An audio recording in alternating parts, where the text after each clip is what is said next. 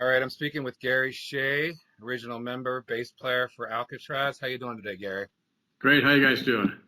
Very good, very good. Like I said, I'm very excited about this interview. This is something, I've never spoken to any member of Alcatraz before, and this is something I've been very excited about. So when Liz contacted me, it's like, "Oh, you want to speak to Alcatraz?" I'm like, "Oh yeah, definitely." So, Cool. Well, I've yeah, got the stories from the beginning until now. I know. Yeah, I was gonna say you've been around since the inception, so you know what's been going on. Although this is significantly only your fifth album, with why it's called Five, I assume. Yeah, yeah. But for 37 years, 38 years. We're slow. Yeah. Well, so is Destructor in Cleveland, so it's the same kind of vibe. The new album is very tight though. It's very good.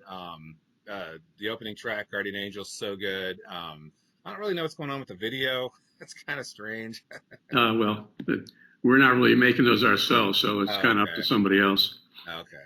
But the music is fantastic. This is probably the best Joe Stump has played. I mean, I've seen him live, seen it with Mike Vicera on his solo stuff. I've seen him with so many other bands, and this is probably the best he's sounded of anything I've heard so far. So he's really come into his own, which is pretty good. And it's interesting that he's come into his own with, Alcatraz. Right. So he's from New York. Yeah, it's from Long Island. Wow. Well, he definitely lived in Cincinnati for, I don't know, early 2000s and stuff, because we see him all the time. They probably said it all the time. I mean, he's a dyed-in-the-wool New York with that accent. He's from nowhere else. He looks like a New Yorker. And I think when I talked to him, and actually with Mike Vicera, they were both had the very strong, New York accents and stuff. But I don't know. I guess like David Chastain, he took a hiatus and came to Cincinnati for some dumb reason. Right. But it's interesting because, when Graham first formed the band, by the way, are we allowed to talk about Graham, or is that off? Sure. No, there's nothing. Talk about anything you want to talk about. Cool, sweet. I wanted to make sure because here we go again with split bands. But as far as, Graham, after he left Michael Schenker and forming, Alcatraz, by the way, that was his choice to use the extra Z. So it wouldn't. No, my choice. That was your choice. I thought the name up. I thought the name up and the logo. Oh, congratulations. You The decided whole thing was my idea to call it Alcatraz. Oh, really? And okay, that's why we're still Alcatraz. We're not going anywhere. Yeah. Okay, so why did you choose to use two Z's to avoid confusion with the? Yeah, just it looked cool, like jazz, like pizzazz, like the jazz, Naz. Pizzazz, okay. It just looked cool. Even on the new album. Plus, it kept us away from the state of California too, which doesn't hurt. Right, the prison, right. Well, you guys are Californians anyway, right? Yeah, at that time we were based in Los Angeles. Okay, we didn't want to get confused with Alcatraz prison. Right. I mean, more than we did, but not with their merchandising thing with the one Z. So that's why there's two Z's. Boston, when you were in New England, right? Right. And then when you came to LA, you joined Alcatraz. Well, Jim and I came to LA with New England. We had auditioned Vinnie Vincent. Right, Vinnie Vincent. Joined New England. And he was co-writing with Kiss at that time. Okay. And we came to LA to start a whole new band, which we were going to call Warrior. And then like a month later, Gene said he could be in the band full time, yes or no. It's like, what are you going to say, no? So he joined Kiss, and Jim and I stayed in LA for about a year, trying all kinds of things. And I hooked up with Andy Truman, who was Graham Bonnet's neighbor. And the four of us decided to put a band together. So that's how that kind of came about. We hired the other guys, and we're still kind of doing that. Well, and real quick with New England, didn't Bill Alcoin discover that band and Paul Stanley promote it? Yeah, I mean, he didn't discover it. He was our manager. He was your manager? Oh, wow. Were you part of the... Okay, but you weren't part of the label that the Kiss stuff was on or anything like that, were you? What's that? You weren't on the label, the Kiss, his label, when he was putting out the Kiss records and stuff, you weren't on that label. We were told separate entity altogether. Okay. We were in Massachusetts rehearsing, and we had 6 record company presidents come see us. Clive Davis, Chris Wright from Chrysalis Records, Food from London, people from LA, and Bill Aucoin. Right. Someone played our tape for some of the guys in Kiss management in Providence, which is about 30 miles from where we rehearsed in Massachusetts.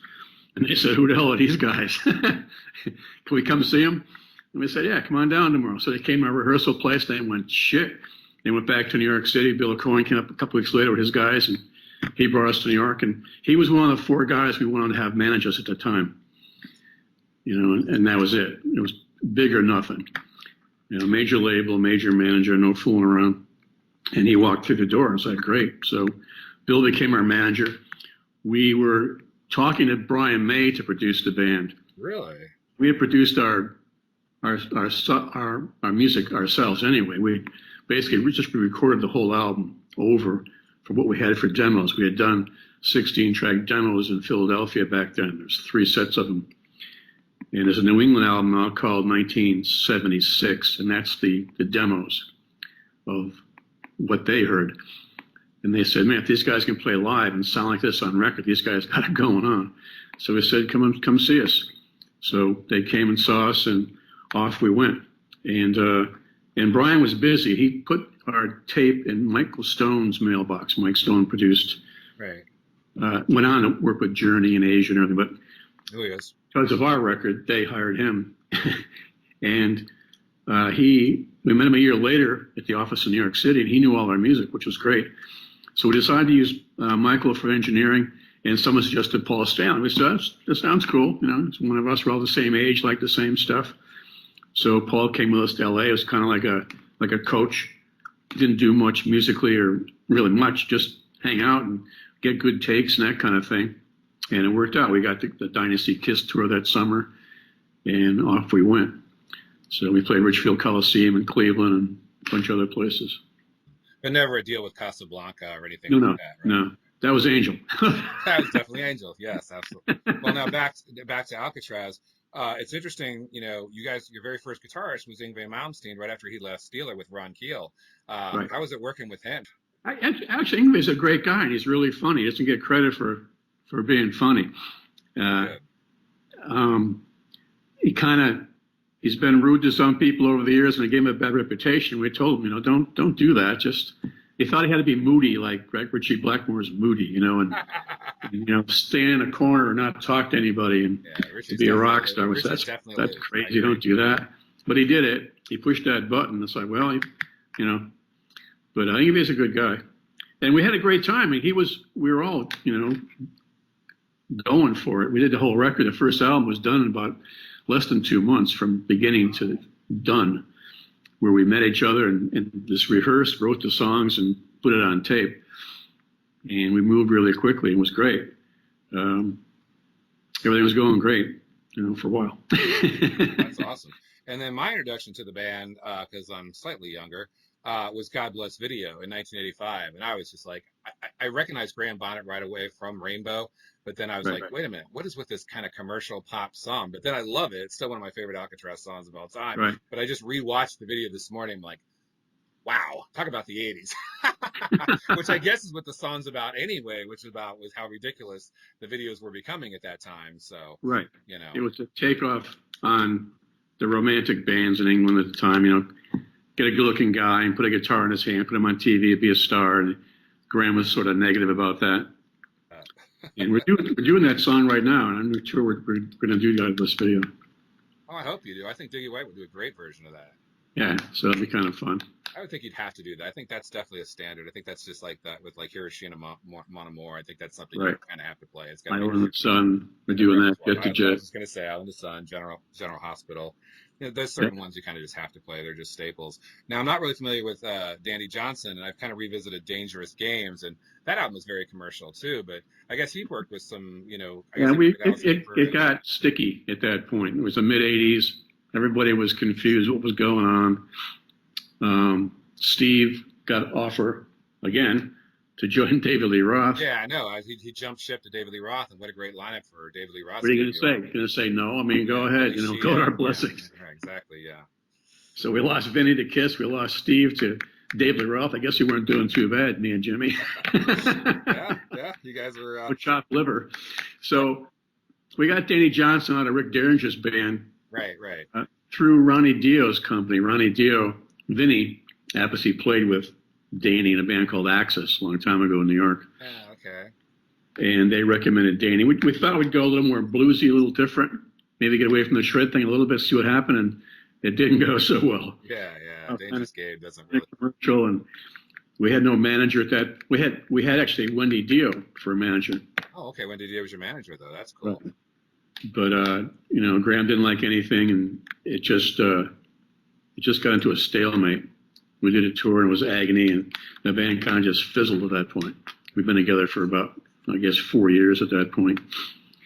All my Alcatraz originals were on vinyl and cassette, and before I actually got the CDs, I never really got the CDs. And I remember when New Renaissance put out that Greatest Hits, and that was my first like Alcatraz CD, even though it was just a Greatest Hits. But then I since purchased the Metal Mind ones at a high cost. Are those even official, and did you guys even get any money for those? No, those are all just basically publishing deals other people have done. They make money. We don't make money. Yeah, I know. There's a zillion of those out there. And my Disturbing the Peace has a completely different artwork than my cassette and any other vinyl I've ever seen. It's got some chick with a gun, which is not. Yeah, that's a bootleg thing. That's just something somebody made up and threw it on there. It's hard to control that. Like I say, is it official? Why did I pay so much? I mean, it's a gold disc, which is cool, and it's a digipack. But I mean, I'm finding out more and more of these Polish labels have not really promoted and paid the artists what they deserve. You're probably the 20th band on Metal Mind now that I've talked to who has not received proper remuneration and restitution for what they've done, and yet I dished out big money for it. So. Yeah, right. I mean, you got what you wanted for, but the guys that write the songs don't really get. They do get some things, and then there's some deals that are done where no one is told about it, and by the time it's done, you're going to spend $10,000 to fight for $1,000, and it's not worth it. Yeah. Well, what about the Cherry City record? Cherry Red? Yeah, that just came out. Cherry Red, great. Yeah, they're great. That's going to be official, right? New England just did a 5 CD box set. Really? Cherry. Oh, I didn't even know about that. I'll have to look into that. Yeah, it's got the fourth album on it. It's got the songs that we were working on at the time, which would have been our fourth album. We were going to go again to Todd Rundgren's house up near Poughkeepsie in Woodstock and do a fourth album. And John, the guitar player, quit. And that's when Vinnie Vincent came along.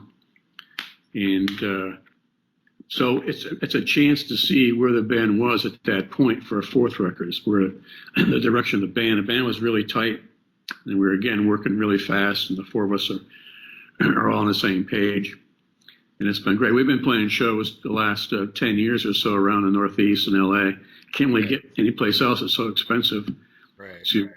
We put 80 people in the club in Akron or someplace for lucky. Yeah. Oh, I know. So yeah. I mean, but that's awesome that they put out a box set for the New England. Does that include the Vinnie Vincent demo material? No, there's another Cherry Red deal called Warrior with all the and that has demos on it, and it has my personal live bass recordings from rehearsal. And that's not to be confused with the LA Warrior, right? Yeah, not to be confused. We were before that. We didn't really use it. It was a working name. Okay. And that CD has Fergie Fredrickson singing. Oh, okay. He went on to join Toto. Oh, okay. And again, Vinny got asked to join Kiss, so that kind of put the kibosh on that whole thing. But there's a Warrior CD out and a 5 CD set of New England that has all the stuff on there. Look at all that. It didn't working with Vinny also? Didn't he have a little bit of an ego? Vinny's a strange guy. I mean, he's in that club.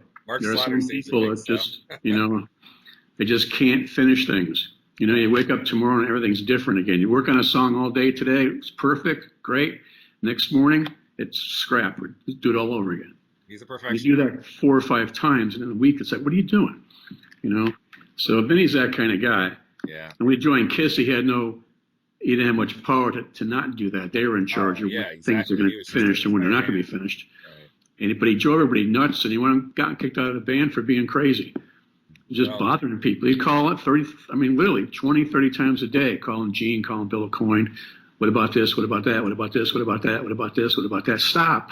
Well, speaking of vocalists, this now, this is the first ever Alcatraz album without Graham Bonnet, who I guess now has got Graham Bonnet's Alcatraz, and I guess he's got Jeff Loomis, and we'll wait to see. He's no spring chicken, He's pushing 75. He hasn't got Alcatraz. He hasn't got the rights to the name. So that's all baloney in the press that he's going to. I know. Why would you quit Alcatraz and start Alcatraz? You guys are always the Alcatraz, and I think you made the right choice with Doogie White. Oh yeah. When I heard that you guys got Doogie White, and I saw the first video for Guardian Angel, even though it was a little strange, I was like, okay, this is good. They've really, they got Joe still continuing with them, which is good. I didn't think Joe would continue because I thought maybe he'd drive you guys crazy, but No, that's Joe's a good guy. That's awesome. It's all been great, and it's just great. It's like a breath of fresh air, and we're really happy. Everyone's on the same page. We all think the same. We've got a really strong live thing coming along. We've got about 17 songs we're working on right now. 17 songs for the live for recording? Yeah, we're going to Europe in 2 weeks. Oh, 2 weeks. Awesome. For 12 shows. So our first gig is a headlining. That's awesome. An outdoor festival. Indoor festival. But we're headlining. In Germany or? No, Great Yarmouth, England. Oh, in England. Okay. So we'll be in the UK and Scotland for awesome. 12 shows. That's great. That's good to hear. And Doogie, I was surprised to find out he's the youngest member in your band, and yet he's still not that. He's not that young. He's like right. Not a young vocalist. Same with Joe. They're right. Younger guys, and it's funny. I said something about younger guys, and Jimmy said, "You realize what you just said?" And it's funny because I'm gonna, but when we come back from Europe, I'll be turning 71 myself. You said you were Paul Stanley's age. I was like, you look fantastic. And all the videos I've ever seen, you always remind me of Steve Harris, and I thought, oh, that's a young version of Steve Harris, but apparently not. We've always tried to do the right thing, not get too high, and keep it under control. That's good. And have fun with it, and be thankful of it. A lot of guys get that chance and they kind of blow it, and it's kind of like something precious that's given to your care, and you should appreciate it and treat it with respect, and don't trash it. Don't just go goofy and think to be a great band you have to be an alcoholic or right. do cocaine. It's stupid. It's in the way. It's I read a long time ago an article with Peter Townsend said he quit smoking pot. He said he thought he needed it to be creative, and he stopped. And he said, "Shit, I wrote 10 songs yesterday." So it's a fallacy, about that whole sex and rock and roll. I was never into the Rolling Stones deal. Aerosmith went down that road and thought they got to be drunker than the Stones, and it's like they got more money to do that. Well, with your 20-some years off from Alcatraz, did you do a whole nother? Did you have another career or? No, I've made more records, other people, other bands. Okay, you do with other music. So you always stayed as a working musician. Right. That was Jimmy. And we've done, like I said, New England things. Well, I figured New England, obviously. But yeah. That's amazing. We have another band called the Rock Island Orchestra, Jimmy and I. It's just a recording thing. And you can find that on Amazon, and it's on Cherry Red also, actually. Yeah, I'll definitely look into all the Cherry Red stuff. That's amazing. So now, are you one of the main songwriters for Alcatraz still, or? No, not really. Jimmy and Joe. I figured it was Jimmy and Joe based on the keyboard and the guitar shredding and the. Yeah. They had a chance during the pandemic. I'm in Florida. Jimmy's in Chicago now, and Joe's in Boston because he teaches at Berklee College of Music. He teaches how to shred. And so they went gymnastics. Yeah, a year ago they went to Boston and worked on some stuff, and the rest of it we all did in our home studios and pieced it all together. So that's how that is. And so when we go to England in a couple of weeks, we'll be in the same room for the first time in 2 years. Wow. So never even met Doogie. The entire new album, you guys all recorded separate? Nobody was at the studio together? Nope. Wow. Well, five different locations. Well, with today's technology. Now, is Doogie the main lyricist? Yeah. Okay. Because I know it's like, before the grace of God go I, that's a quote from John Bradford, and it seemed like, he might have been influenced by Game of Thrones. Yeah, Game of Thrones with Night Watch and stuff. You have to ask him, basically. But yeah, I figured. Yeah, I figured. He did write the lyrics. Yeah. And some of them, when I first saw Alice Eyes, I thought, oh, maybe it's a tribute to Alice Cooper, but doesn't seem to be. But that's okay. But the music, you can tell it definitely seems to, yeah, between Joe, because I mean the way he Right. shreds and stuff like that, and then all the keyboard, with Jimmy, it definitely Right. seems like that. Well, Now you mentioned, oh, go ahead. we started off being a heavy band, we kind of, and Graham always kind of fought that. He doesn't like heavy metal music. Didn't like Rainbow. Didn't like being a Michael Schenker. I know. And he's been kind of a definitely had a conversation hard. He's a hard guy to get along with. So he's an old. he quit the band. He just walked out of the whole thing, record deal, and he's still under contract to our label in England. And he's talking about starting another Alcatraz, and it's like, that's stupid. Just be Graham Bonnet. If you don't want to leave, leave. Just be Graham Bonnet, and Yeah, Graham Bonnet's been solo forever too. I mean, I've got CDs that are nothing but Graham Bonnet solo stuff. So right, and that was okay. So go do that.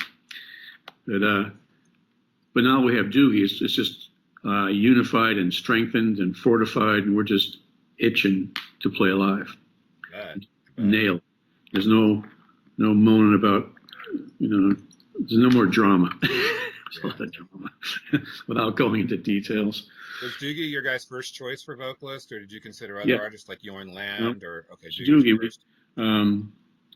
Giles, our manager, was with Graham when Graham did the Schenker Fest tours. Yep. He went as Graham's handler on those tours, keep him out of trouble. And, so he hung out, with all the guys, Ted McKenna and Chris, and I knew Ted. I lived in London myself in the early 1970s, played in English bands before I was in New England. Wow. And I knew Ted, and those guys were there in Alex Harvey's band, and a whole bunch of other guys back then I was playing with. I was playing Herman Rarebell before we joined the Scorpions. We had a band in London. We were 21 years old. Really? So there's that. Yeah. And the Alex Harvey band too. Wow, you definitely got some history. That's amazing. Yeah. In fact, when Ted got married, he came to my place in Boston, and on the way to his new wife's home in Maine, and stayed at my place in Boston for a couple of days. And that was when he was still in Rory Gallagher's band. And I saw him in L.A. in '76 playing with Rory Gallagher. Oh, you met Rory Gallagher? Yeah, so we go way back, Did you ever get an offer to be in Alcatraz? Who, Ted? No, Rory. Did you ever want to be in Alcatraz? No. That'd have been amazing. Can you imagine that? Yeah. Unfortunately, he died a long time before that ever came around. I know. That's why it was a joke. That's why I said, can you imagine that? Plus, it's all bluesy stuff, but I know a lot of guys. We've been all around a long time. Right. Well, some of the Rory stuff, I think, even inspired some of the stuff they were doing at Thin Lizzy. So I guess they can call it blues, but I think it's more that just the Irish folk rock became metal. I don't even know what. Right. That's interesting. Giles had to be there to kind of keep everything in check. Yeah, and Doogie was really strong in that tour. He's outshining the other guys, I think. I mean, everybody's cool, but Doogie is really, really strong. So we were impressed with that. So we rang him up and said, "What do you think?" And he just was finishing up a solo record and thought about it for a minute and said, "Okay, let's do it." Well, fine. And the record company stood behind us and said, "Do it." And we did. So here we are. Silver Lining Music backed you up 100%. Yep. And Giles Lavery is your manager still, right? Right. Okay. Yeah. So all that talk about there being something wrong and Graham quit because of management problems or something, that was Graham's problems, not the band's problems. And isn't he from Australia? He's from New Zealand. Okay. I was going to say, because he's Dragon. Gotta be careful with that stuff. This Dragon power metal band thing. Okay. I knew he was, okay, he's a Kiwi, not as, okay, got it. Yeah, exactly.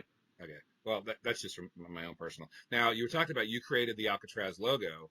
I noticed in the video, for Grace of God, the sword has the A and the Z, and of course the album has the A, Z, and the V. Was that your idea, or? No, that's a new thing. A new artist came along and put that together. A guy that's been doing our covers for us, and he said, "What do you think about doing a modern version with just the A and the Z?" We thought that's cool, so he did. So now we got two logos. Got the original, which everyone knows, which is a great logo. Right, definitely, it's very standoutish. Yeah. And there's actually a YouTube video of me talking about that. If you want to check that out someday. Oh, definitely. Just how the name was, how the name came around. oh, I'll definitely look into it. Just Google Gary Shea talks about Yeah, Alcatraz, and how the band was named, and you'll see it. So the save us about 20 minutes. Hey, back in the 80s, bands, especially bands, well, I guess all the glam bands from the UK were constantly, coming up with crazy names, obviously, but, changing the spelling and everything like I that. don't like that. To me, if you're going to have a name, it's got to be a name people can remember. Yeah, I agree. There's so many bands that do themselves a disservice by calling a band something goofy. and they do, like Accelerate, EXE8 TZY-4. It's like, no. You want to call yourself Accelerate, just make it Accelerate, George Don't, Lynch's Accelerator started with don't an X. When George Lynch had Accelerator in '82 in LA, it started with an X. So, and Motley Crue, after they were, Right. London and all that kind of stuff like Well, that. Motley Crue, it's a good name. Everyone remembers Motley Crue. It's a good name. Right. And spell crew with an umlaut over there. Yeah. You can go through the list of good names, but there's so many bands that have bad names. So why we chose New England. Strong name. If anybody's going to come out of Boston and I was do going to say, really you great, probably picked it because you talking about Rhode Island and Boston. You probably picked it because of your heritage. yeah. Well, I grew up in Connecticut. That's where I'm from. Yeah, that makes sense. Yeah. Yeah. John's from Boston. And if anybody, we figured anybody could lay claim to that name after what Boston did, that we were the guys. Yeah, okay. I mean, it's a pretty ballsy thing to do. A lot of people got, pissed off at us and said, oh, it's like, whatever, we're not copying anybody. All the geographical names like Chicago and Kansas and Asia. It's like, that is what it is, Yeah. But a name like New England, I mean, you can't even trademark that name. There's got to be 2.5 million Alcatraz, New England names. Yeah, you can't Google New England unless you're New England, like New England / Gary Shea or something like that. Right. Or Vinnie Vincent, maybe. That might help you. Like New England Vinnie Vincent, then it might come up or something. Yeah, you got to do it that way. You got New England, the band. You got to put the band in there. Yeah, definitely. I'm very grateful to be able to chat with you about all this stuff. Like I said, it's just to be able to speak to a member of Alcatraz is quite an honor. And then for you to also be, talk about the logo and you being from New England, and that's all important too. And I'm the group historian, so I've got journals of books all the way back to then and before that, even New England, every day where we were, where we played, and all that stuff. So people always call me, where did we play? In October in 1983. Okay, let me look. You have a good memory too, and you look great for your age. So as a rock and roll, you aged quite well. I just did 5,000 miles on my bike that I've had for a year and a half. That's awesome. It's a hybrid bike, and that's here to LA and back. It's 2,400 miles one way. I was always thinking it had to be 6,000. When we used to live in Connecticut, it's always 3,000 miles to San Francisco, But down here, if you look at the country, it kind of goes down a bit. So I have 5,000 miles. So that's here to Los Angeles and back, and here to Savannah and back. So I ride every day, which is great. So that's why I like living in Florida. I live in northern Florida, not the Miami part. Ringavay is down in all that mess with zillions of freeways and traffic and too many people. So I live in the north where it's more like Georgia, more trees. Well, Gary, thank you very much for taking the time to indulge a fan and to share a little bit about your history of the band and everything like that. So there you go. Call me again. Next time I'll tell you about our little fight with Johnny Cougar at the Cincinnati place called Bogarts. Of course, Bogarts, absolutely. And we had a nice little fist fight there with Mr. Cougar. With New England. That's awesome. But we got plenty of stories, so set up something again. We'll say more. All right, take care. All right, take care. Thanks for having me. Appreciate it. Good. Bye. Take care. Bye-bye.